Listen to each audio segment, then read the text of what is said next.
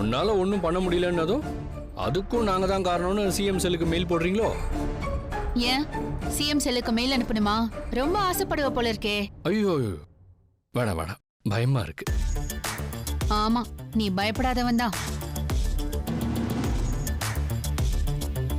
என்ன சவுண்டே காணோம்? தாத்தா வேற உங்க புத்திசாலித்தனத்து மேல பெருசா நம்பிக்கை இருக்குன்னு சொல்லியிருக்காரு. ஏதாவது யோசிச்சிங்களா மேடம்? மெயில் டைப் பண்ணிட்டு இருக்கிறதே உத்தமன் விஷயமாதான். ஓ,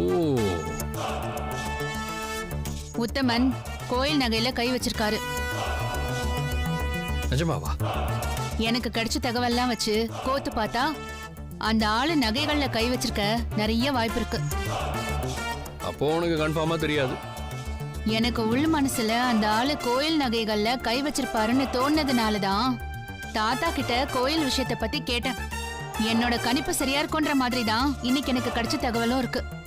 அதை வச்சுதான் நானும் அறநிலைத்துறைக்கு மெயில் போட்டுட்டு இருக்கேன். நீ சொல்றது சரியாகவும் இருக்கலாம்.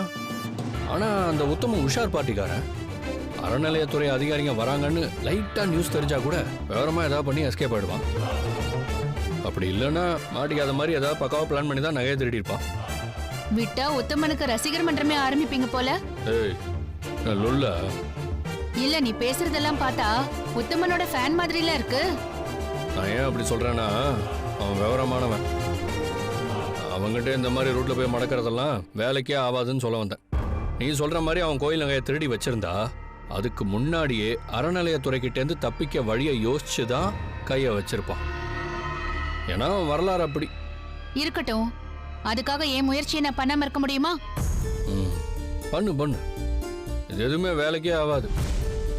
இந்த மெயில் எல்லாம் பார்த்து அதிகாரிங்க ஆக்ஷன் எடுக்கிறதுக்கு முன்னாடியே அவன் என்கிட்ட சிக்குவான்.